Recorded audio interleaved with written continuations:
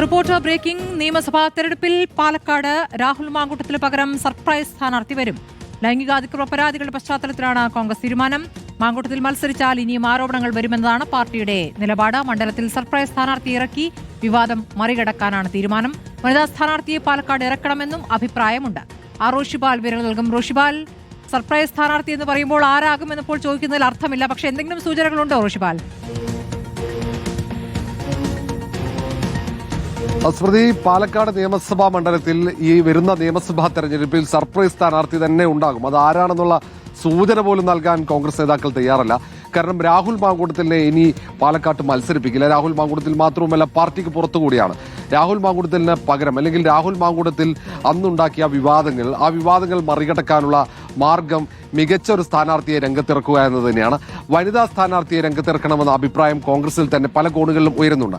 അതിനപ്പുറത്തേക്ക് ഈ തവണ പാലക്കാട് ജില്ലയിലെ ഒരു നേതാവിന് അവസരം നൽകണമെന്ന ആവശ്യം ജില്ലാ കോൺഗ്രസ് കമ്മിറ്റി തന്നെ മുന്നോട്ട് വെച്ചിട്ടുണ്ട്.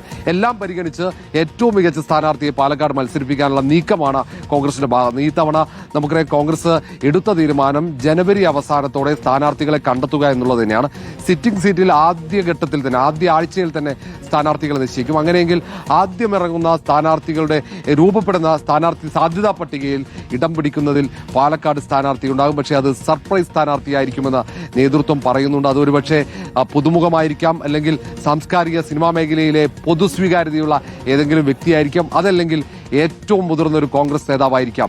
എന്തായാലും ഒരു മികച്ച സ്ഥാനാർത്ഥിയായിരിക്കും പാലക്കാട് എത്തുക.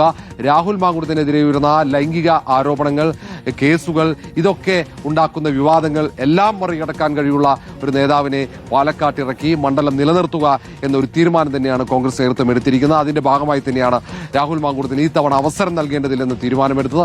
ഇനി അവസരം നൽകിയാൽ അത് കൂടുതൽ പരാതികൾ രാഹുൽ മാങ്കൂട്ടത്തിനെതിരെ ഉയരാനും പൂർണ്ണമായും പാർട്ടി പ്രതിസന്ധിയിലാകാനും വഴിയൊരുക്കുമെന്നാണ് കോൺഗ്രസ് നേതൃത്വത്തിന്റെ വിലയിരുത്തൽ. ശരി, പാലക്കാട് കൈവിടാതിരിക്കാൻ രാഹുൽ മാങ്കൂട്ടത്തിലെ സ്ഥാനാർത്ഥിയാക്കിയതിൽ, MLA ആക്കിയതിലൊരു തെറ്റുതിരുത്തൽ നീക്കമുണ്ടാകും. അതാരായിരിക്കും സർപ്രൈസ് സ്ഥാനാർത്ഥിയായി വരിക എന്നുള്ളതാണ് അറിയേണ്ടത്.